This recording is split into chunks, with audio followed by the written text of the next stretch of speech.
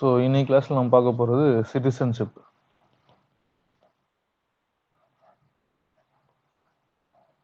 So தமிழில் வந்துட்டு குடியுரிமை. இது வந்து பார்ட் 2ல் இருக்கும். பார்ட் 2ல் ஆர்டிக்கல் 5லேருந்து 11 வரைக்கும். ஸோ காமனாக பார்த்தோம்னா சிட்டிசன்ஷிப்ன்றது என்னன்னா, ஒரு நாட்டோடைய குடிமகன் அப்படின்னு நம்ம சொல்கிறோம்ல, நம்ம வந்து இந்திய குடிமகன் அப்படின்னு சொல்கிறோம்ல, அதுதான் நம்ம வந்து சிட்டிசன்ஷிப் அப்படின்னு சொல்கிறோம். இது வந்து அந்த பர்டிகுலர் நாட்டில் வசிக்கக்கூடிய மக்களுக்கு அந்த நாடு கொடுக்கக்கூடிய ஒரு சில ப்ரிவிலேஜ்னு சொல்லலாம், ஒரு ப்ரிவிலேஜில் ஒன்று. ஸோ இதில் அந்த சிட்டிசன்ஷிப்புன்ற டேர்மில் வந்து இந்த சிட்டிசன் அப்படின்ற ஒரு வார்த்தை, இது வந்து சிவிக்ன்ற ஒரு வார்த்தையிலிருந்து வந்தது தான்.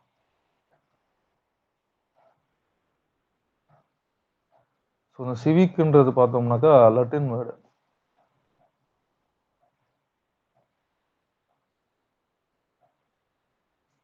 ஸோ ஒரு சிவிக்ன்ற ஒரு வேர்டுலேருந்து வந்தது தான் இந்த சிட்டிசன். ஸோ இது வந்து பேஸு. ஸோ இந்தியாவுடைய சிட்டிசன்ஷிப்புடைய டைப் வந்து பார்த்தோம்னா நம்ம வந்து சிங்கிள் சிட்டிசன்ஷிப்னு சொல்லுவாங்க. ஸோ நம்ம இதனை பற்றி பார்த்துருப்போம் ஆல்ரெடி. ஸோ சிங்கிள் சிட்டிசன்ஷிப்ன்றது என்னன்னா ஒற்றை குடியுரிமை.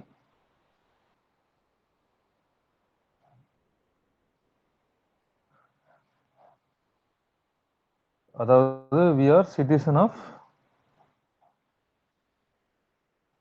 இந்தியா, அது மட்டும்தான் நம்மளுக்கு இருக்கும். இப்போ இரட்டை குடியுரிமை இல்லைன்னா வந்துட்டு டூயல் சிட்டிசன்ஷிப்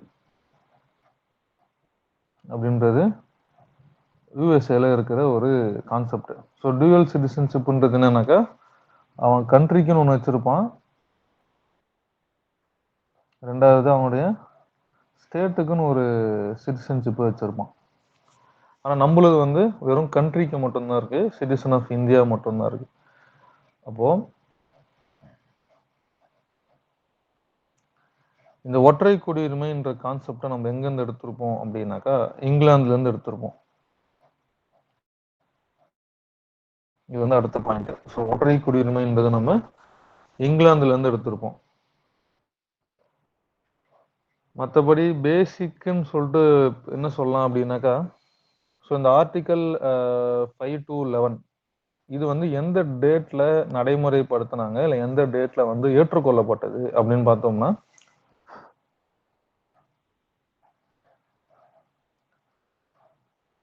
ஆர்டிகல் 5லேருந்து 11 26 நவம்பர் 1949 அடாப்ட் அண்ட் என்ஃபோர்ஸ் ஆச்சு. அதாவது ஏற்றுக்கொள்ளப்பட்டு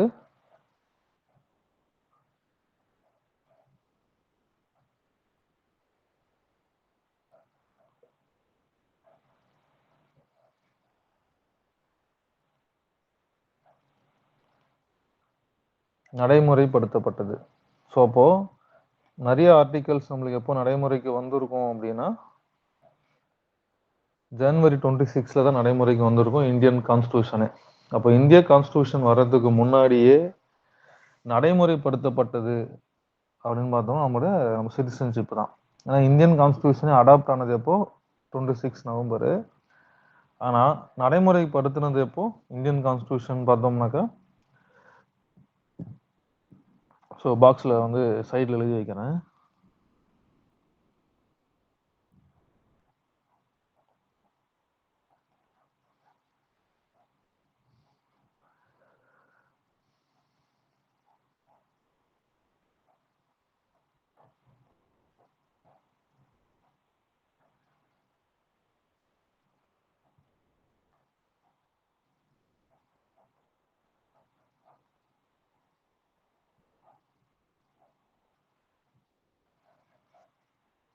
ஸோ இந்தியன் கான்ஸ்டியூஷன் அடாப்ட் ஆனது 26 நவம்பர். ஆனால் என்ஃபோர்ஸ் ஆனது 26 ஜனவரி. ஆனால் சிட்டிசன்ஷிப் எப்போ நம்மளுக்கு அடாப்ட் ஆகுது? Adopt and enforce on the same day 26 November 1949. ஓகேவா? ஸோ இதில் நம்ம வந்து அதுக்கடுத்து இது வந்து பேசிக்கான விஷயம்தான். இதில் முக்கியமான பாயிண்ட் என்னன்னா, ஒன்று, இது வந்து சிவிக்ன்ற ஒரு லட்டின் வேர்ட்லேருந்து எடுக்கப்பட்டது. ரெண்டாவது, இந்திய கவர்மெண்ட் வந்துட்டு நம்மளுக்கு சிங்கிள் சிட்டிசன்ஷிப்பை கொடுக்குது நம்ம கான்ஸ்டியூஷன். மூணாவது, அடாப்ட் அண்ட் என்ஃபோர்ஸ்டு. ஓகேவா? ஏற்றுக்கொள்ளப்பட்டு நடைமுறைப்படுத்தப்பட்டது எப்போ? அதுதான் வந்துட்டு 26 நவம்பர்ல. ஸோ இப்போ நம்ம என்ன தெரிஞ்சுக்கணும் அப்படின்னாக்கா, அதுக்கு அடுத்தது நம்ம என்ன பார்க்கணும் அப்படின்னா, இந்த டாபிக்ல முக்கியமானது வந்து இது பேசிக்கான விஷயமா. அதுக்கடுத்து என்னென்ன மாதிரி கொஸ்டின்ஸ் வந்து கேட்பாங்கனாக்கா, நம்ம என்ன படிக்க போறோம் அப்படின்னா, ஹவு டு அக்வயர் த குடியுரிமை சிட்டிசன்ஷிப்.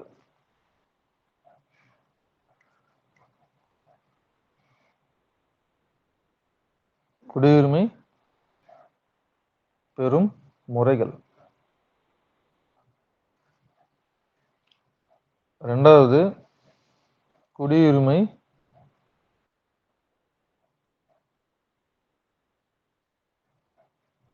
இழக்கும் முறைகள். எத்தனை வகையில நம்ம குடியுரிமையை வந்துட்டு இழக்கலாம். அதுக்கு அடுத்தது ரிலேட்டட் ஆக்ட்ஸ். நாலாவது, ரிலேட்டட் ஆர்டிகல்ஸ். இவ்வளோதான். ஓகேவா? இந்த 4 பாயிண்ட் தான். ஸோ கொஸ்டின் வந்து இதுக்குள்ள தான் வந்து நம்மளுக்கு சுற்றிக்கிட்டு இருக்கோம்.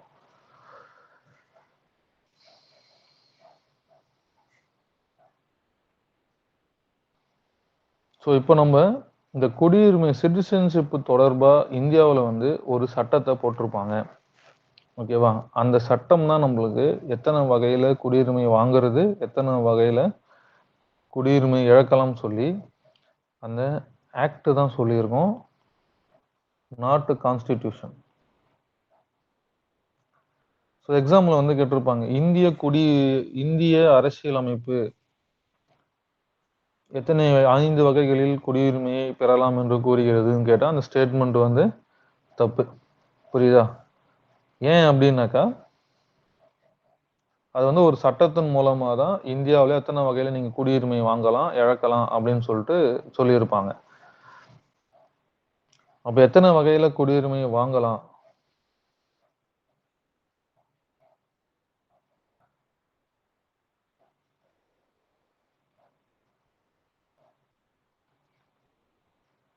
குடியுரிமை பெறும் முறை.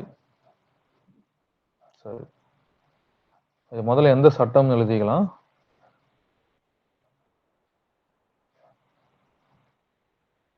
Citizenship act 1955. ஸோ ரொம்ப முக்கியமான ஒரு சட்டம் இது. டைரக்டாவே எக்ஸாம்ல கேட்பாங்க, எந்த வருஷம் வந்து இந்த சட்டத்தை வந்து போட்டிருக்காங்க அப்படின்னு நேரடியாகவே கேட்பாங்க. ஸோ சிட்டிசன்ஷிப் ஆக்ட்ன்றது என்னன்னு பார்த்தோம்னாக்கா, இந்தியாவில் குடியுரிமை தொடர்பாக போடப்பட்ட முதல் சட்டம் வந்து இதுதான். இந்த சட்டம் தான் நம்மளுக்கு குடியுரிமையை பெரும் முறைகளை பத்தி பேசியிருக்கோம். ஸோ குடியுரிமை நம்ம எத்தனை முறைகள்ல பெறலாம் அப்படின்னா, 5 முறைகள்ல பெற முடியும்.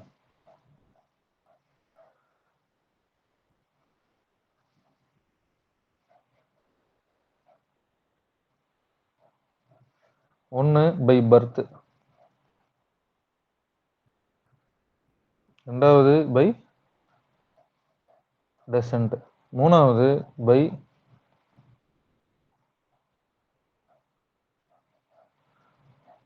நேச்சுரலைசேஷன், மூணாவது வந்து ரெஜிஸ்ட்ரேஷன்.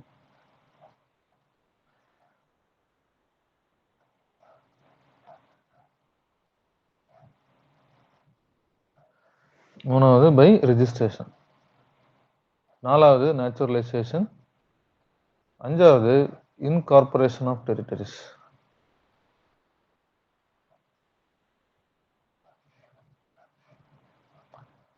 அதாவது பை பர்த் மூலமா என்னன்னா, பிறத்தல் மூலமாக. பிறப்பின் மூலம் நீங்க எப்படி வந்து இந்திய குடியுரிமை வாங்குறீங்க அதுதான். அப்புறம் மரபு வழி மூலமாக.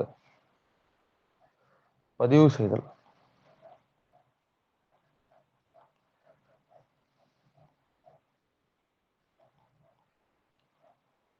இயல்பு முறை அல்லது இயற்கையாக.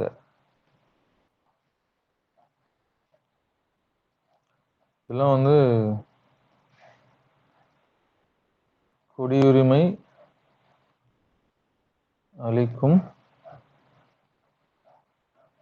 செயல்முறை மூலமாக. 4வது இன்கார்ப்பரேஷன் ஆஃப் டெரிட்டரிஸ். நாடுகளை இணைத்தல் மூலமாக. ஸோ இந்த மாதிரி நம்ம ஒரு 5 வகைகள்ல குடியுரிமையை பெற முடியும்.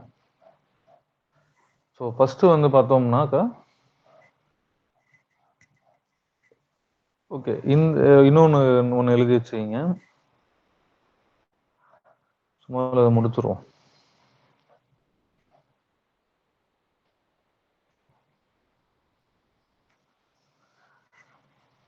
ஸோ ஃபர்ஸ்ட் வந்துட்டு பை பர்த். ஸோ பிறப்பன் மூலமா எப்படி நம்ம குடியுரிமையை வாங்குறது?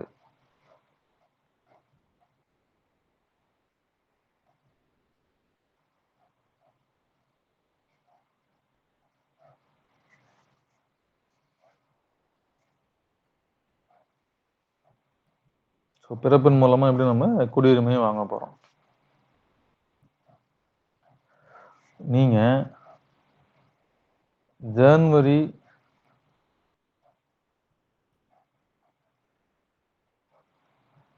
26, 1950க்கு பிறகு இந்தியாவுல பிறந்திருந்தா நம்ம ஆட்டோமேட்டிக்கா இந்தியாவுடைய குடிமகன்களா நம்ம வந்து ஆயிடும். ஓகேவா? ஸோ இதுல வந்து பாத்தீங்கன்னா நம்மளுக்கு ஒரு 3 கன்சர்ன் வந்து இருக்கும். ஒன்று, ஓகே, இந்தியாவுடைய பேரண்ட் வந்து இந்தியாவில் வந்து குழந்தை பெற்றுக்கிறாங்கன்னா அந்த குழந்தை ஆட்டோமேட்டிக்காக இந்திய குடிமகனாக மாறுது. ஸோ இப்போ ஃபாரின்லேருந்து இந்தியாவுக்கு ஒரு வெக்கேஷனுக்காக வந்திருக்காங்க, இல்லை வந்து ஃபாரின்ல இருந்து இந்தியாவுக்கு ஒரு மெடிசினல் இதுக்காக வந்திருக்காங்க. அப்போ இந்தியாவில் அவங்க குழந்தை பெற்றுக்கிறாங்க அப்படின்னும்போது அந்த குழந்தை இந்திய குடிமகனா மாறுமா அப்படின்ற ஒரு கேள்வி நம்ம வந்துட்டு எல்லாருக்குமே இருக்கும். கரெக்டா? அப்போ பிறப்பின் மூலமாகனா நம்ம வந்து 26 ஜனவரி 1950க்கு அப்புறம் பிறக்கிற எல்லா குழந்தையுமே இந்திய குடிமகன்களா இருக்கும்னு நம்ம சொல்லியாச்சு. ஆனா இதுல நம்மளுக்கு 3 கிரைட்டீரியா இருக்கு. ஓகேவா? ஒண்ணு என்னன்னா, 26 ஜனவரி 1950ல இருந்து 1 ஜூலை 1987 இந்த காலகட்டத்துக்குள்ள இந்தியாவில் ஒரு குழந்தை பிறக்குது. அந்த குழந்தையோடைய பெற்றோர் வந்து எந்த நாட்டை சேர்ந்தவங்களா இருந்தாலும் சரி, அந்த குழந்தை இந்தியாவில் பிறக்குதுன்னா அதுக்கு குடியுரிமை கொடுத்துருவாங்க. ஓகேவா?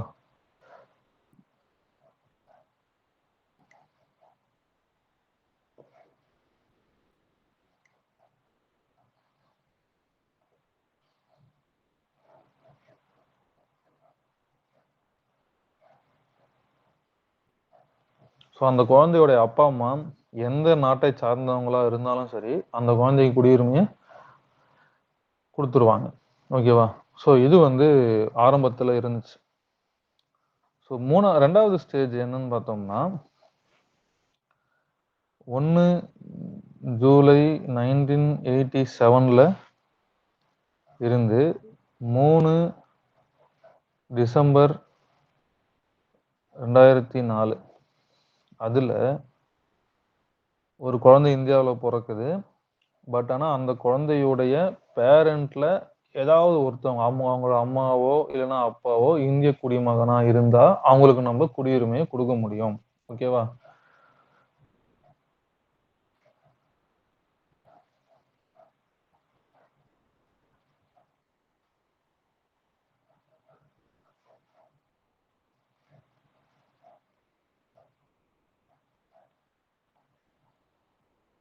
ஸோ ஏதாவது ஒரு அந்த பேரண்ட்ல யாரும் ஒருத்தவங்க இந்திய குடிமகனா இருந்துச்சுன்னா அந்த குழந்தைய நம்ம இந்திய குடியுரிமை கொடுத்துடலாம். இது ஒன்று. மூணாவது என்னன்னு பார்த்தீங்கன்னாக்கா, ஆஃப்டர் 3 டிசம்பர் 2004, 3 டிசம்பர் 2004க்கு அப்புறம்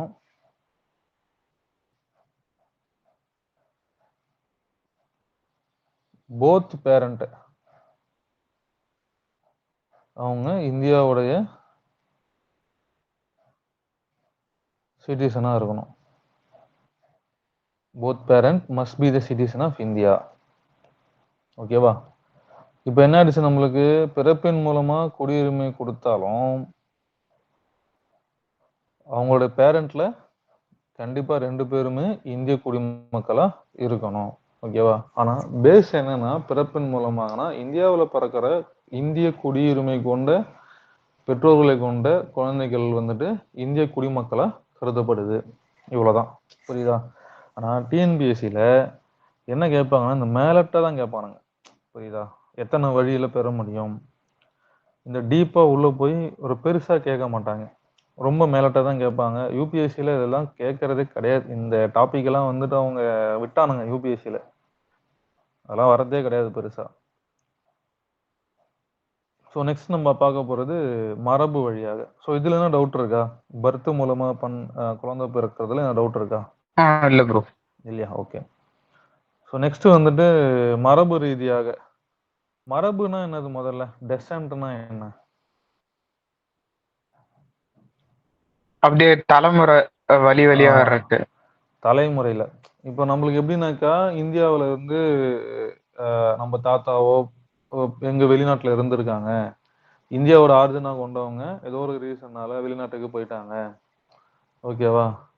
நம்மளோட அப்பா வந்து வெளிநாட்டோட குடியுரிமை வாங்கிட்டாரு. இப்போ நம்ம வந்து இந்திய குடியுரிமை வேணும்னா நம்ம எப்படி வாங்குறது? இதுதான். ஓகேவா? ஸோ இந்த கான்செப்டை பேஸ் பண்ணி பார்த்தோம்னாக்கா, ஸோ மரபு வழினா இவ்வளவுதான். நம்மளோட பெற்றோர்ல மூதாதையர்கள் வந்து இந்திய குடிமகனா இருந்தா நாம எப்படி இந்திய குடியுரிமையை வாங்க முடியும்? இதுதான். இதுல பார்த்தோம்னாக்கா, ஃபர்ஸ்ட் கண்டிஷன் 26 ஜனவரி 1950ல இருந்து 10 டிசம்பர் 1992 வரைக்கும் இருக்கிற காலகட்டங்கள்ல ஒரு சைல்டு வந்து, ஒரு நிமிஷம்,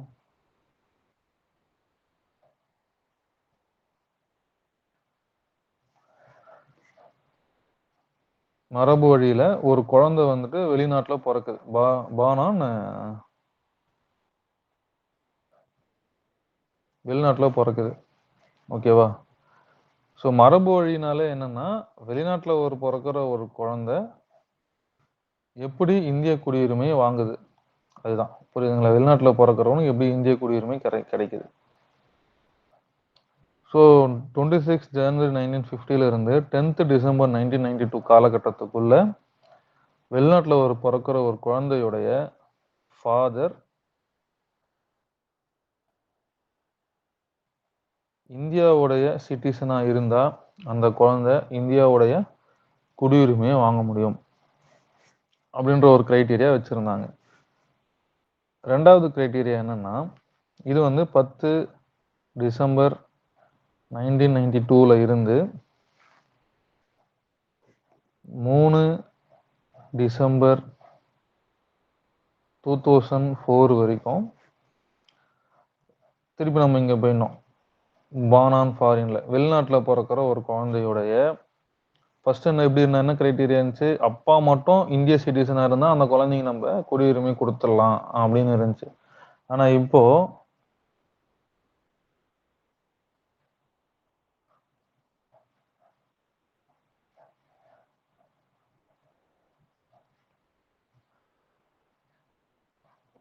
பெற்றோரில் யாரேனும் ஒருவர், பெற்றோர்ல யாருன்னா ஒருத்தவங்க, அவங்க அப்பாவா இருக்கலாம், இல்லைன்னா அம்மாவா இருக்கலாம், யாரேனும் ஒருவர் இந்திய குடிமகனா இருந்தாங்கன்னா அவங்களுக்கு நம்ம மரபு வழியின் மூலமா இந்தியாவில் குடியுரிமை நம்ம கொடுக்க முடியும் அப்படின்னு இருந்துச்சு. மாத்திட்டாங்க. ஸோ இப்போ என்ன பண்ண எவல்யூஷன் ஆகுது தெரியுதா? ஃபர்ஸ்ட் அப்பான்னு இருந்தது. இப்போ நம்ம என்ன பண்றோம்? எய்தர் மதர் ஆர் ஃபாதர் அந்த மாதிரி. அப்பா இல்லைன்னா அம்மா 2 பேர்ல யாருன்னா ஒருத்தவங்க. அதுக்கு அடுத்தது 3 டிசம்பர் 2004ல இருந்து நவ் இப்போ வரைக்கும் எப்படி இருக்குன்னாக்கா,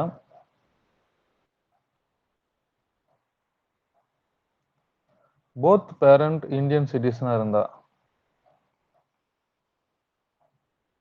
ஓகேவா? போத் பேரண்ட் இந்தியன் சிட்டிசனா இருந்தா அந்த குழந்தை இந்திய குடியுரிமை கிடைக்கும். ஓகேவா? ஸோ இவ்வளோதான். இதுதான் கான்செப்ட். இப்போ இந்த மாதிரி மெத்தட்ல ஃபர்ஸ்ட் நம்ம என்ன பார்த்தோம்? வெளிநாட்டுல பிறக்கிற ஒரு குழந்தை. ஓகேவா? சரி, இந்தியாவுல பிறக்கிற ஒரு குழந்தை. அது எப்படி சிட்டிசன்ஷிப் வாங்குது? ரெண்டாவது என்னது? வெளிநாட்டுல பிறக்கிற ஒரு குழந்தை. அது எப்படி நம்ம இந்தியன் சிட்டிசன்ஷிப் வாங்குறது? மூணாவது ரெஜிஸ்ட்ரேஷன்.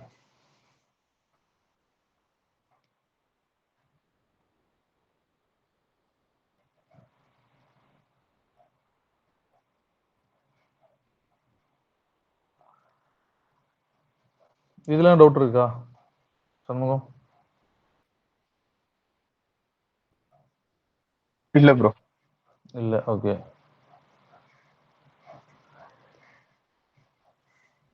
ஸோ ரிஜிஸ்ட்ரேஷன்ன்றது என்னன்னு பார்த்தோம்னாக்கா,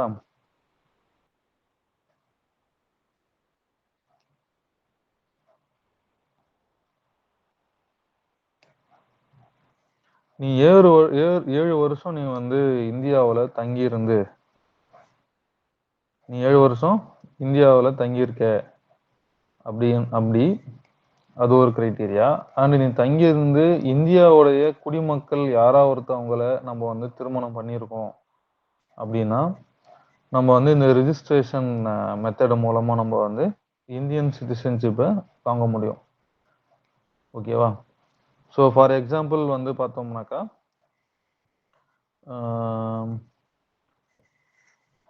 இப்போ வந்து சண்முகம் இருக்கான். சரி, சண்முகம் வேணாம், அவன் கல்யாணம் ஆகும் அதில். சரி, இப்போ வந்து புதுசா ஒருத்தர் இருக்காரு. ரொம்ப முக்கியமாயா? இல்லையா, சொல்லணும்லடா. இப்போ சண்முகம் இருக்கா, நீயே வச்சுக்கடா. இப்போ வந்து ஃபாரின்ல இருந்து ஒரு பொண்ணு நீ வந்து இந்த ஃபேஸ்புக்கு, இன்ஸ்டாகிராமு அதெல்லாம் பார்த்து லவ் பண்ண ஆரம்பிச்சுட்டு அந்த பொண்ணு உன்னை கல்யாணம் பண்ணிக்கிச்சுன்னு வச்சுக்க. அந்த பொண்ணு வந்து கல்யாணம் ஆகிட்டு இங்கே 7 வருஷம் தங்கி இருந்ததுக்கு அப்புறம் தான் அந்த பொண்ணுக்கு நம்ம சிட்டிசன்ஷிப்பு கொடுக்க முடியும். ஓகேவா? ஸோ இதுதான் வந்து இந்த ரிஜிஸ்ட்ரேஷன் மூலமா திருமணம் பண்றது. 4வது நேச்சுரலைசேஷன். இது இல்லாமல் நிறைய கண்டிஷன்ஸ்லாம் இருக்கு. ஓகேவா? ஆனால் அவ்வளோலாம் தேவையில்லை. டிஎன்பிஎஸ்சிக்கெலாம் இந்த டாபிக் வந்து அவ்வளோ தேவையில்லை. ரொம்ப டீட்டெயிலெல்லாம் படிக்க தேவையில்லை. மேலட்ட படித்தாலே போதும். ஸோ நேச்சுரலைசேஷன்ன்றது என்னன்னு பார்த்தோம்னாக்கா, இயல்பாக கொடுக்கறது. இயல்பா அப்படின்னாக்கா, எனக்கு இந்தியாவை பற்றி நிறைய தெரியும். நான் இந்தியாவில் பல காலமாக நான் இங்கே தான் இருக்கேன். இந்தியாவோட மொழியை நான் நல்லா பேசுவேன். ஸோ அதனால் நான் வந்து இந்திய குடிமகனா எனக்கு வேணும்னு சொல்லி கொடுக்கறது. எய்தர் இதில் வந்து அவங்களே அப்ளை பண்ணி வாங்கலாம். அப்படி இல்லைன்னா நம்ம கவர்மெண்ட்டே வந்துட்டு கொடுக்கும். சரியா? ஸோ எக்ஸாம்பிள் பார்த்தோன்னாக்கா, என்னென்ன கிரைட்டீரியாலாம் இருக்குன்னா, 12 இயர்ஸ் வந்து இந்தியாவில் ஸ்டே பண்ணியிருக்கணும். ரெண்டாவது, நீ அப்ளை பண்ணதுக்கு முன்னாடி 1 வருஷம் நீ வந்து கண்டினியூஸாக இந்தியாவில் தங்கியிருக்கணும். இந்த 12 வருஷத்துல நீ ஊருக்கெல்லாம் போயிட்டு வரலாம். ஃபாரினுக்கெல்லாம் நீ போயிட்டு வந்துட்டு இருக்கலாம். ஓகேவா? ஆனால் அப்ளை பண்ணதுக்கு அப்புறம் நீ வந்து இந்தியாவில் கண்டினியூஸாக 1 இயர் நீ தங்கியிருக்கணும். 1 year must stay in India. ஓகேவா? பிஃபோர்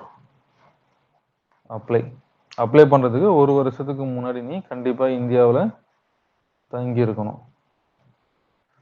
ஸோ 3வது கண்டிஷன் என்ன அப்படின்னா,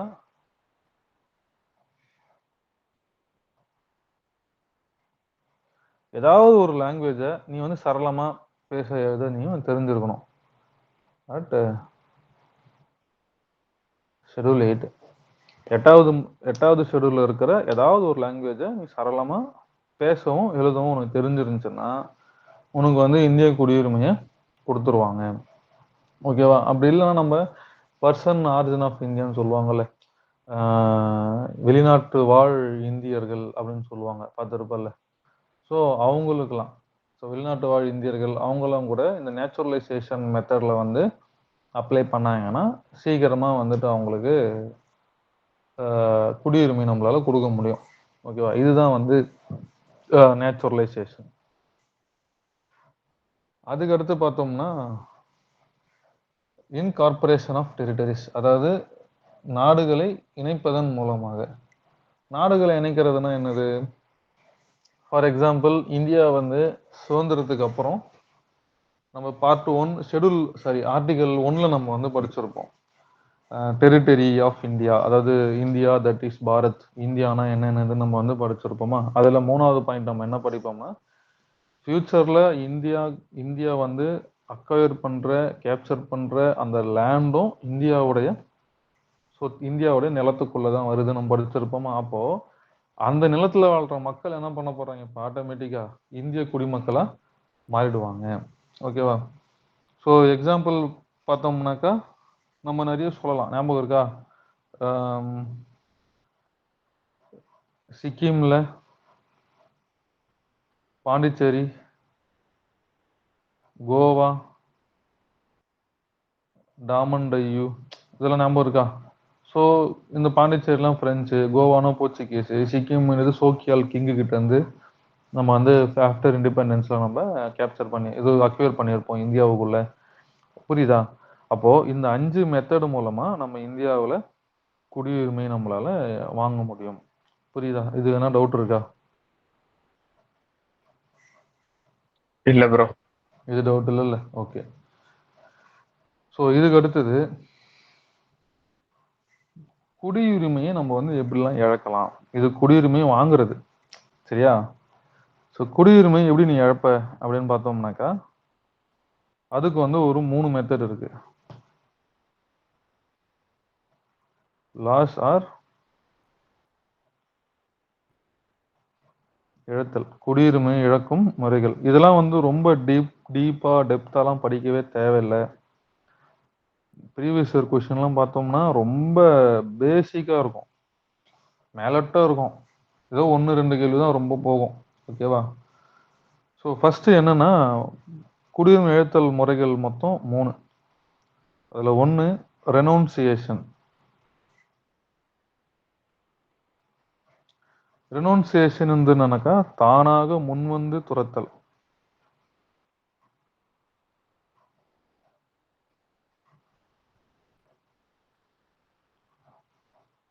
ரெனவுன்சியேஷனா தானாக முன்வந்து துரத்தல்.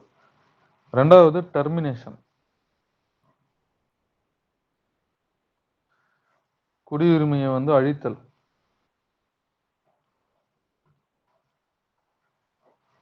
3வது டிப்ரிவேஷன்,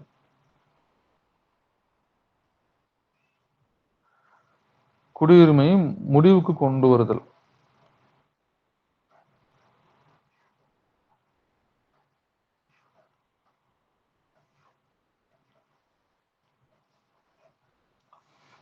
ஸோ குடியுரிமை இப்போ இந்த 3 மெத்தட் இருக்கா? 1 ரெனவுன்சியேஷன், டெர்மினேஷன், டிப்ரிவேஷன். இதுல ரெனவுன்சியேஷன்ன்றது என்னன்னா, இது வந்து ரொம்ப சிம்பிளா இருக்கும். ஸோ ரெனவுன்சியேஷன்ன்றது என்னன்னு பார்த்தோம்னா, நீ வந்து எனக்கு வந்து இந்தியாவுடைய இதுவே தேவையில்லை, ஓகேவா, நான் என்ன பண்ண போறேன், வெளிநாட்டுக்கு போக போறேன் அப்படின்னு நம்மளா தானா முன் வந்து எனக்கு குடியுரிமை வேணாம்னு சொல்லி எழுதி கொடுத்துட்டு போறது, அதுக்கு பேர் தான் அது ரெனவுன்சியேஷன். நீ என்னடா புடுங்கிறது, நானா கொடுத்துறேன் போடா அப்படின்னு சொல்றதுக்கு பேர் தான் ரெனவுன்சியேஷன். டெர்மினேஷன்ன்றது என்னன்னாக்கா குடியுரிமையை அழித்தல், இல்ல குடியுரிமையை நீக்குதல். ஸோ டெர்மினேஷன் வந்து பார்த்தோம்னாக்கா, ஃபார் எக்ஸாம்பிள் வந்து இப்போ நீங்க வந்து வெளிநாட்டோடைய குடியுரிமையை வாங்கிட்டீங்க. ஓகேவா?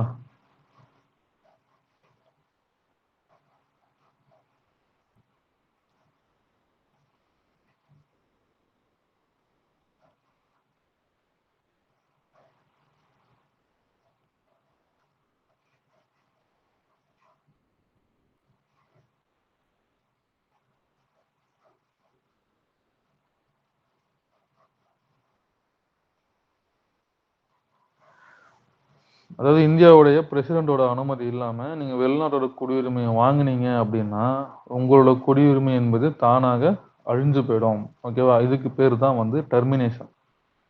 ஸோ வெளிநாட்டோட குடியுரிமை நம்ம வாங்குறோம். வாங்கும்போது நம்ம குடியுரிமை வந்து ஆட்டோமேட்டிக்கா டெர்மினேட் ஆயிடும். ஸோ அப்புறம் டிப்ரிவேஷன் அப்படின்றது என்னன்னா, இப்போ இந்த குடியுரிமையை வந்து ராங் இன்ஃபர்மேஷன் சொல்லி, ஃபால்ஸ் இன்ஃபர்மேஷன் சொல்லி வாங்கியிருந்தாலோ, ஃபால்ஸ் இன்ஃபர்மேஷன் வாங்கியிருந்தா நம்ம குடியுரிமை வந்து ஆட்டோமேட்டிக்கா போயிடும். அதுக்கடுத்து வந்து நீங்க வந்து ஒரு ஃபாரின் நாடுகள், அந்நிய நாடுகள் கூட, அதாவது இந்தியாவுடைய ஏலியன் எனிமின்னு சொல்லுவாங்க. ஏலியன் எனிமின்றது என்னன்னாக்கா, வெளிநாடுகள எனிமின்னு சொல்லுவாங்க. ஏலியன் சொல்லுவாங்க. எனிமி ஏலியன்னா வெளிநாட்டிலேயே நம்பளுக்கு வந்து பிரச்சனை பண்ணுவாங்கல்ல. லைக் வந்து பாகிஸ்தான், பங்களாதேஷ், சைனா இந்த மாரி நாடுகளுக்கு நீங்க வந்து ஆதரவா இருக்கீங்க. அதாவது வார் டைம்ல நீங்க எனிமி ஏலியன்ஸ்க்கு நீங்க வந்து ஹெல்ப் பண்ணியிருக்கீங்க அப்படின்னா, உங்களுடைய குடியுரிமைய புடுங்கிடுவாங்க. ஓகேவா? ஸோ இந்த மாதிரி ரீசன்ஸ சொல்லி நம்மளால குடியுரிமைய முடிவுக்கு கொண்டு வர முடியும்.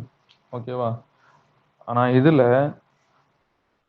இந்த டெர்மினேஷன், டிப்ரிவேஷன் இது எல்லாமே இந்த ரிஜிஸ்ட்ரேஷன், நேச்சுரலைசேஷன்ல மட்டும் நீங்க வந்து அப்ளை பண்ணியிருந்தா மட்டும் தான் இந்த டெர்மினேஷன், டிப்ரிவேஷன்லாம் பண்ண முடியும். இந்தியாவிலே பொறந்த ஒருத்தவருடைய டிப்ரிவேஷன் நீங்க பண்ண முடியாது. ஓகேவா? ஸோ மத்த எதுக்குமே இது சூட் ஆகாது.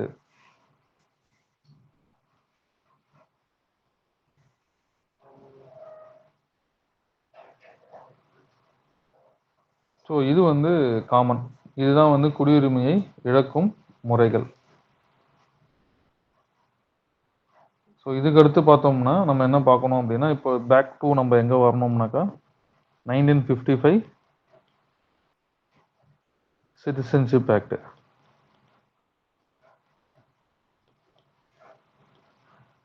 ஸோ இந்த 1955 சிட்டிசன்ஷிப் ஆக்ட் இருக்குல்ல, இது நம்மளுக்கு என்னென்ன குடுத்திருக்கு? Acquisition of citizenship, loss of citizenship, இது நம்மளுக்கு அதுலேருந்து நம்ம எடுத்துக்கிறோமா? அதே மாதிரி இந்தியாவுடைய காமன்வெல்த் சிட்டிசன்ஷிப்னு ஒரு கான்செப்ட் இருக்கு.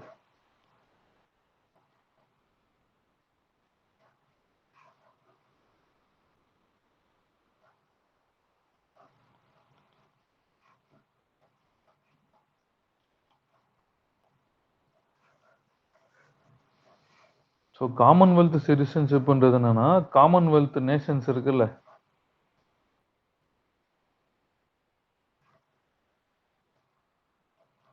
So Commonwealth கண்ட்ரின்னு சொல்லுவானுங்கல்ல. ஸோ காமன்வெல்த் நாடுகள் என்பது என்னன்னாக்கா, பிரிட்டிஷோடைய காலனிஸா இருந்த நாடுகள் தான் காமன்வெல்த் நாடுகள்.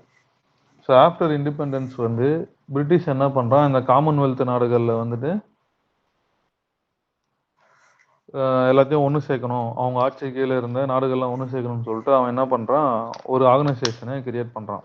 அதுக்கு பேர் தான் காமன்வெல்த் கண்ட்ரிஸ். அந்த காமன்வெல்த் நாடுடைய சிட்டிசன்ஷிப்பை நம்ம வந்து வாங்கியிருப்போம். அது எப்போனா 1955ல். அதோட மீனிங் என்னன்னா, இந்த சிட்டிசன்ஷிப் வாங்கிட்டா இந்த காமன்வெல்த்தில் இருந்த கண்ட்ரியோடைய நாடுகள்லாம் நம்ம வந்து போயிட்டு வரலாம். அதுதான் காமன்வெல்த் சிட்டிசன்ஷிப். ஓகேவா? ஸோ காமன்வெல்த் சிட்டிசன்ஷிப் இந்தியா எப்போ வாங்குச்சு?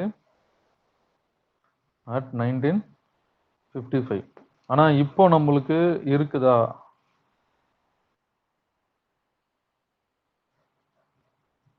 2003ல கேன்சல் பண்ணியிருப்பாங்க தானே? ஆமா.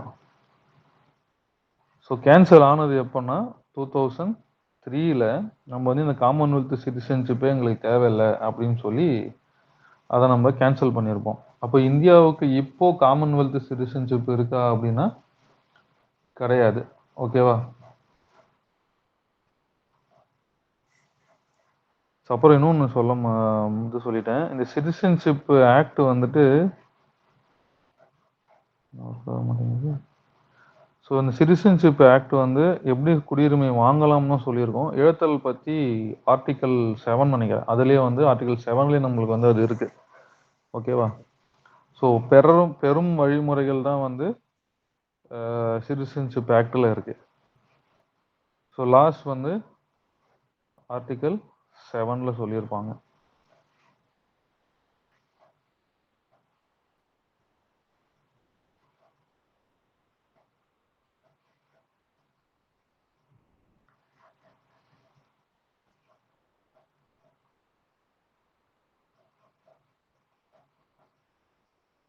இப்போ இந்த சிட்டிசன்ஷிப் ஆக்ட்ன்றது எத்தனை முறை திருத்த சட்டங்கள் கொண்டு வந்திருக்காங்க அப்படின்னு பார்த்தோம்னாக்கா 9 முறை வந்து கொண்டு வந்திருக்காங்க. இந்த குடியுரிமையை இந்த சிட்டிசன்ஷிப் அமெண்ட்மெண்ட் ஆக்டை இது வரைக்கும்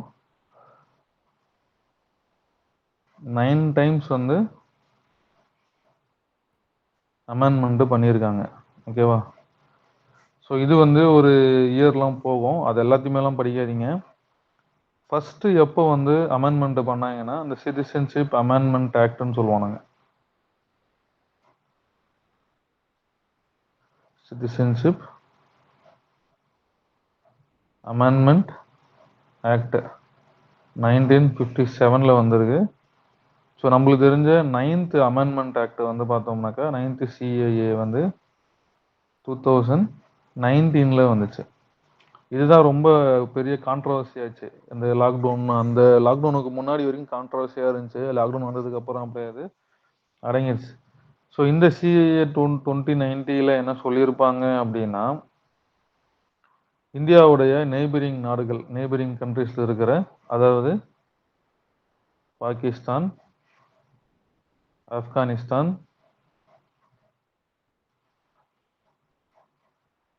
பங்களாதேஷ், நேபாள், பூடான், நேபாள் பூடான்லாம் இல்லை, இந்த 3 நாடுகள்ல இருந்து இருக்கக்கூடிய அந்த நாடுகளுடைய பர்சிக்யூட்டட் மைனாரிட்டிஸ்னா அதாவது படுகொலைகளுக்கு உள்ளான, இல்லைன்னா வந்துட்டு அந்த இடத்துல மைனாரிட்டியா இருக்கிறதுனால அவங்களை வந்து இழிவா நடத்தியிருப்பாங்க. ஓகே, பாதிப்புக்குள்ளான சிறுபான்மையினர் அப்படின்னு சொல்லலாம். அப்போ பாகிஸ்தான், ஆப்கானிஸ்தான், பங்களாதேஷ்ல இருக்க பாதிப்புக்குள்ளான சிறுபான்மையினர்களான இந்து,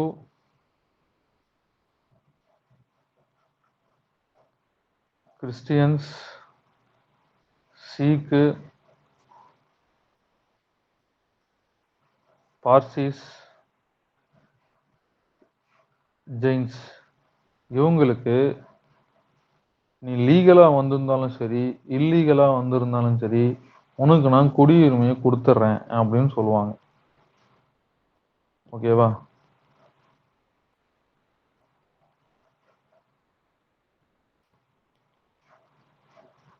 அதுதான் வந்துட்டு இந்த CAA 2019.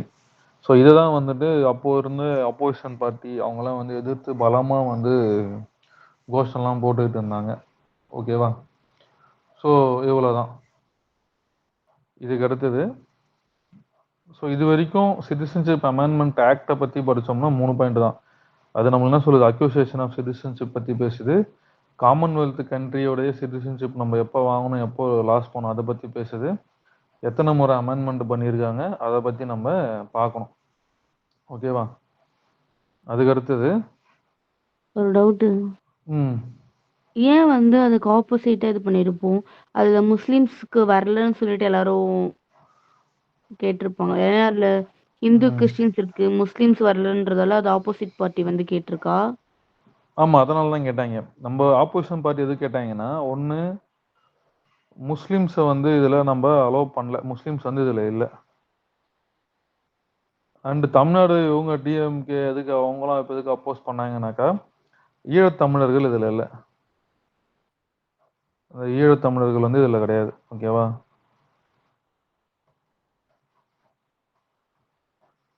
அதே ஓகே, மாரி ஓகேங்க. இதுல இருந்து ஆ மியான்மர்ல இருந்து ரோஹிங்கியாஸ்ன்ற முஸ்லிம்ஸ் வந்து அவங்க வந்து யாருன்னா மிலிட்டன்ட் குரூப். அவங்க தான் வந்து இதுவெல்லாம் கடத்துவாய்ங்க. அதாவது அந்த மிலிட்டன்ட் ஆர்கனைஸ்டு டெரரிசம்லாம் பண்ணுவாங்க ரோஹிங்கியாஸ். அவங்க நெறைய பேர் வந்து மியான்மர்ல இருந்து அப்படியே பங்களாதேஷ், அது வழியா வந்து இந்தியாவுடைய அந்த திரிபுரா, மிசோரம் அண்ட் வந்து அந்த அஸ்ஸாம் அங்கலாம் வந்து குடிபெயர்ந்திருப்பாங்க. அவங்களுக்கெல்லாம் சிட்டிசன்ஷிப் குடுக்கல. நீங்க ஏன் முஸ்லிம்ஸ விட்டீங்கன்னு சொல்லி, இங்க இருக்கிற முஸ்லிம்ஸ்லாம் வந்து போட்டு இது பண்ணாங்க. போராட்டம் பண்ணாங்க. ஆனா அந்த டைம்ல நானே கண்கூடா நியூஸ்ல பார்த்தது என்னன்னா, அ இதுல அது பேர் என்ன? பாகிஸ்தான்ல வந்து கன்டினியூஸா வந்த ஒரு நியூஸ் வந்து, பாகிஸ்தான்ல நீங்க வந்து இந்து மதத்தின்படி திருமணம் பண்ணா, அது வந்து செல்லாது அப்படின்னு சொல்லிட்டு அறிவிச்சுட்டாய்ங்க. அப்போ இந்து மதத்தின்படி திருமணம் பண்ணா அது செல்லாதுன்னா, அது வந்துட்டு அப்ப அந்த மெத்தட் என்னன்னா, இந்த திருமணம் ஆகாம இருக்காங்கல்ல, அந்த மாரி அதுக்கான பேர் வந்துச்சு. அண்ட் வந்து இந்து முறைப்படி திருமணம் பண்ண ஒருத்தவங்கள, ஒரு ஒய்ஃபையும், ஹஸ்பண்டையும் நிர்வாணப்படுத்தி நடு ரோட்லயே வந்து அவங்கள அடிச்சு கொன்றாய்ங்க. இது வந்து பாகிஸ்தான்ல நடந்துச்சு. அதுக்கடுத்து இந்து பெண்கள கடத்திக்கிட்டு போய் திருமணம் பண்ணாங்க. இதுவும் வந்து நியூஸ் பேப்பர்ல வந்து இஷ்யூ தான். அந்த இஷ்யூலாம் வந்ததுக்கு அப்புறம் இந்த ஈவென்ட் வந்து நடக்குது. இந்த 2019ல வந்து கேப் வந்து கொண்டு வராங்க. ஓகேவா? ஏன் சார் இது வந்து முஸ்லிம்ஸ்க்கு குடுக்கல அப்டின்னா, முஸ்லிம்கள் வந்து இந்த 3 நாட்லயும் மைனாரிட்டி கிடையாது. முஸ்லிம்கள் வந்து இந்த நாட்ல மெஜாரிட்டி அவங்க தான். ஓகேவா? ஆனா இவன் வந்து எதுக்கு குடுத்தாங்க? பர்சிக்யூட்டட் மைனாரிட்டிக்கு தான் இவன் வந்து இந்த பிரிவிலேஜ் வந்து குடுத்தான். இந்த ஆஃபர் வந்து குடுத்தாய்ங்க. புரியுதா? புரியுது. அப்புறம் ஏன் வந்து இலங்கை ம். தமிழர்களுக்கு கொடுக்கல? ஸோ இலங்கை தமிழர்களுக்கு வந்து ஏன் குடுக்கல அப்டின்னா, இவன் வந்து இலங்கை தமிழர்கள் வந்து இலங்கையில வந்து பர்சிக்யூட் ஆனாங்க. ஓகேவா? ஆனா கவர்ன்மெண்ட் எத ஃபோக்கஸ் பண்ணாங்கன்னா, இந்த 3 நாடுகள்ல இருக்கிற இன் அ நான் முஸ்லிம்ஸ் தான் வந்து ஃபோக்கஸ் பண்ணாங்க. இது வந்து ஈழத்தமிழ் நடந்த விஷயம் வந்து அவனுடைய இன்டர்னல் இஷ்யூ. அவங்களுக்கு வந்து குடுக்கல. இதுதான் மென்ஷன் பண்ணாங்க. அது வந்து இலங்கையுடைய இன்டர்னல் இஷ்யூ. அதுல நாங்க வந்து தலையிட முடியாது. அதே மாரி நெறைய தமிழ் அகதிகள் வந்து அங்க இருந்து தங்கி இந்தியாவுல, தமிழ்நாட்டுல நெறைய இடத்துல இருக்காங்க. ஈழத்தமிழர்கள். ஸோ அவங்களுக்கெல்லாம் ஏன் குடுக்கலன்னு சொல்லி கேட்கும்போது, அவங்க சொன்ன ரீசன் வந்து இதுதான். அதனால தான் பார்த்தீங்கன்னா, இந்தியன் கவர்ன்மெண்ட் என்ன பண்ணியிருக்குனாக்கா, இலங்கையில வந்து இந்த நார்த் ஏரியாவுல, அதாவது தமிழர்கள் அதிகமா வாழக்கூடிய பகுதியில ரீஹாபிலிடேஷன்ஸ்லாம் நெறைய பண்ணி, திருப்பி அவங்க அங்க போய் வாழ்றதுக்கான சூழ்நிலைலாம் வந்து ஏற்படுத்தி குடுத்துருப்பாங்க. ஸோ நாங்க வந்து அவங்களுக்கு அத என்ஷூர் பண்ணிட்டோம். இதுக்கப்புறம் அவங்களுக்கு அந்த பிரச்சனை இருக்காது. அதனால தான் நாங்க வந்து இந்த இடத்துல இருக்க பெர்சிக்யூட்டட் மைனாரிட்டீஸ்க்கு நாங்க குடுத்துருக்கோம் அப்படின்னு சொல்லியிருப்பாங்க. இது வந்து கவர்ன்மெண்ட்ல சொன்ன ஸ்டேட்மெண்ட் தான் இது. ஓகேவா? ஓகே. ம்.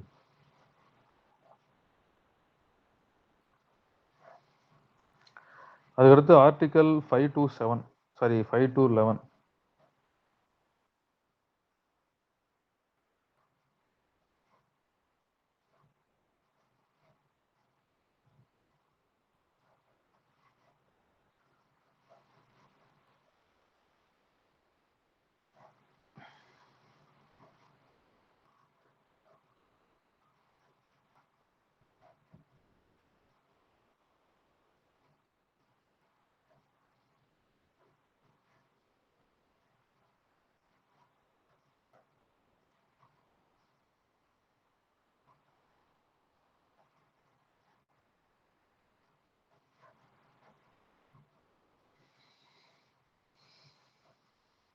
இது வந்து நீங்க சிம்பிளாவே படிச்சீங்கன்னா போதும். ரொம்ப வளவளன்னு இத படிக்க தேவையில்ல. இந்த ஆர்டிகிள் 5-11 5 to ஆர்டிகல் 11 வந்து இப்ப கேன்சல் பண்ணிட்டாங்க தானே?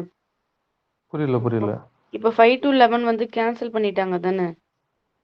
கேன்சல்னா இப்போ நடைமுறையில இல்ல தானே? 6 5 to 9 இருக்கா இருக்கு. இல்ல? ஏன் இல்லை நடைமுறையில் இல்லை? நடைமுறையில் இருக்கு.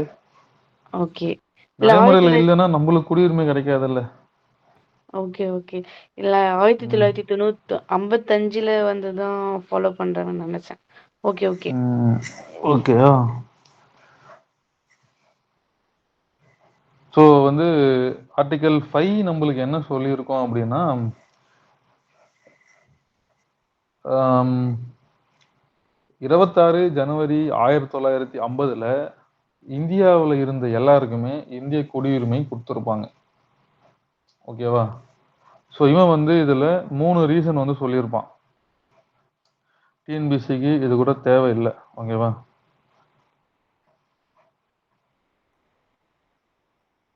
ஓகேவா. அதாவது 1950 ஜனவரி 26ல இந்தியாவில் பிறக்கிற எல்லாருக்குமே இந்திய குடியுரிமையை கொடுத்துருப்பானுங்க.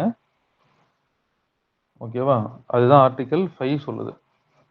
ஸோ ஆர்டிகல் 6 என்ன சொல்லுதுன்னா, இதுல இயர்லாம் போட்டிருப்பாங்க. இந்த இயர்ல இருந்து இந்த டேட்டு அதெல்லாம் போட்டிருப்பாங்க.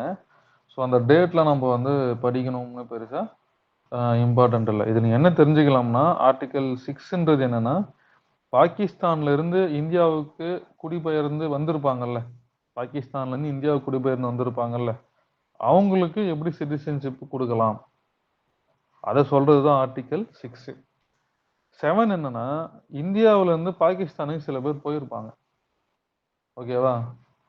பாகிஸ்தானுக்கு போயிட்டு திருப்பி இந்தியாவுக்கு வந்திருப்பாங்கல்ல, அவங்களுக்கு நான் எப்படி சிட்டிசன்ஷிப் கொடுக்கலாம் அப்படின்றதுதான் ஆர்டிகல் 7. ஆர்டிகல் 8ன்றது என்னன்னா, இந்த வெளிநாட்டு வாழ் இந்தியர்னு சொல்லுவாங்கல்ல,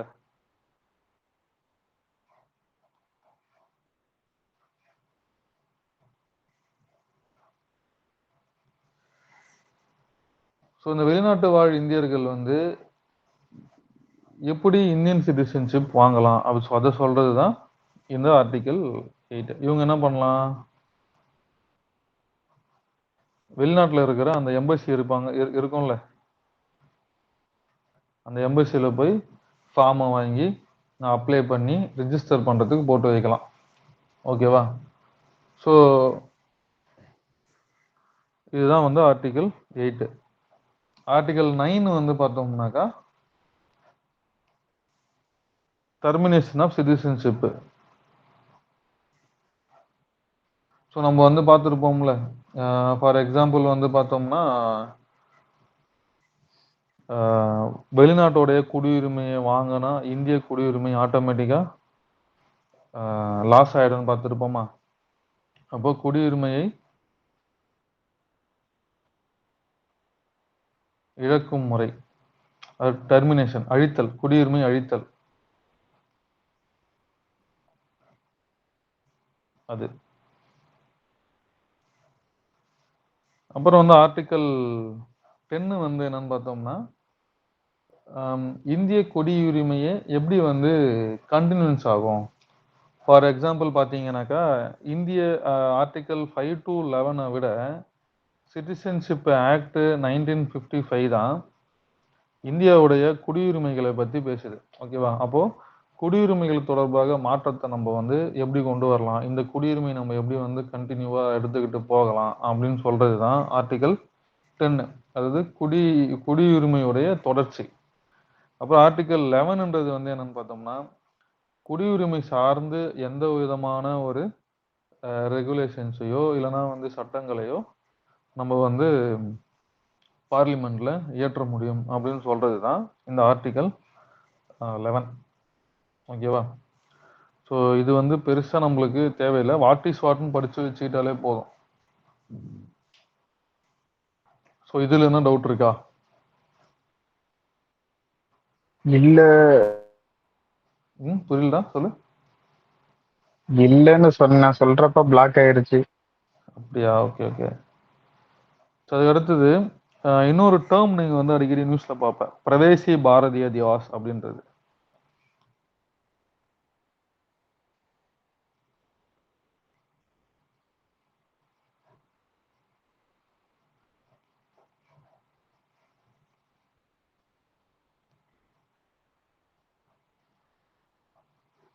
பிரவேசி பாரதிய திவாஸ். ஸோ பிரவேசி பாரதிய திவாஸ்ன்றது என்னன்னா 9 ஜனவரி 2003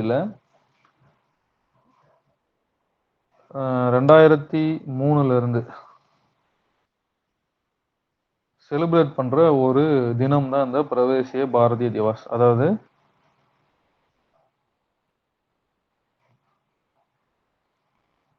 வெளிநாட்டு வாழ்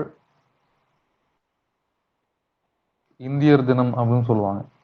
ஸோ பிரவேசிய பாரதிய திவாஸ்ன்றது என்னன்னா இந்த டேட்ல தான், இந்த ஜனவரி 9ல தான், 9 ஜனவரி 1915ல தான் காந்தி வந்து சவுத் ஆப்பிரிக்காவில இருந்து இந்தியாவுக்கு வந்தார்.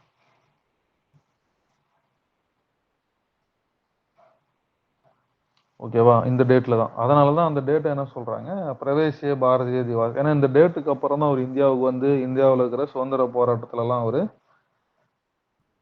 கலந்து இருந்திருப்பாரு. ஓகேவா?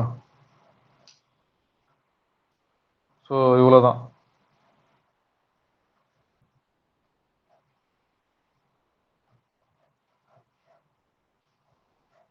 ஸோ இதுல என்ன டவுட் இருக்கா? இதுல டவுட் இல்ல. வேற டவுட் இருக்கா? வேற எதுலயாச்சும் இருக்கா? இது வரைக்கும் எதுவும் இல்லையா? இது வரைக்கும் எதுவும் இல்லையா? இவ்வளவுதான் சிட்டிசன்ஷிப். குடியுரிமை என்பது இவ்வளவுதான். ஓகேவா?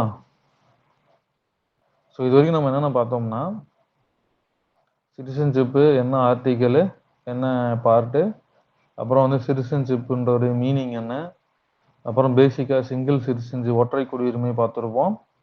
அதுக்கடுத்து வந்து எந்த டேட்ல ஏற்றுக்கொள்ளப்பட்டு நடைமுறைப்படுத்தப்பட்டதுன்னு பார்த்துருப்போம். அப்புறம் வந்து இந்த குடியுரிமை பெறும் முறையும் இழக்கும் முறைகள் 3 இருக்குல்ல, அந்த 3 முறையை சொன்னது வந்து சிட்டிசன்ஷிப் ஆக்ட் தான் 3 முறைகளை சொல்லியிருக்கோம். ஓகேவா? காமனா ஒரு முறைகள், அப்புறம் குடியுரிமை பெறதுல 3 மெத்தடை வந்து சொன்னது வந்து நார்மல் ஆக்ட் கான்ஸ்டியூஷன்ல சொல்லியிருப்பாங்க. அது 3 முறைகள். இதுல 3, இதுல 5. ஸோ சிட்டிசன்ஷிப் ஆக்டை பொறுத்த வரைக்கும் அவன் வந்து பெரும் முறைகள் 5 சொல்லியிருப்பான். ஒன்று வந்து பர்த் மூலயமா, டெசன்ட் மூலயமா, ரெஜிஸ்ட்ரேஷன் மூலமா, நேச்சுரலைசேஷன் மூலமா, அப்புறம் இன்கார்பரேஷன் ஆஃப் டெரிட்டரிஸ் மூலமா. குடியுரிமை இழத்தல் வந்து ரெனவுன்சியேஷன், டெர்மினேஷன், டிப்ரிவேஷன், தானாக முன் வந்து துரத்தல், அழித்தல், முடிவு கொண்டு வருதல் மூலமா இழக்க முடியும். அப்புறம் சிட்டிசன்ஷிப் ஆக்ட், இது வந்து அக்வயர் அண்ட் லாஸ். ஸோ அக்வசேஷன்ல வந்து 3ல இருந்து இவன் 5 மாற்றிருப்பான். லாஸை வந்து இவன் 3 டைப்ஸா சொல்லியிருப்பான். அப்புறம் காமன்வெல்த் சிட்டிசன்ஷிப்பை பத்தி பேசியிருப்பாங்க. அப்புறம் 9 முறை சிட்டிசன்ஷிப் அமெண்ட்மெண்ட் பண்ணியிருப்பாங்க சிட்டிசன்ஷிப் ஆக்டில். அப்புறம் ஆர்டிகல்ஸ். ஓகேவா? ஸோ இவ்வளோதான் பேசிக்கு. இதுதான் அப்புறம் பிரவேசிய பாரதிய திவாஸ்.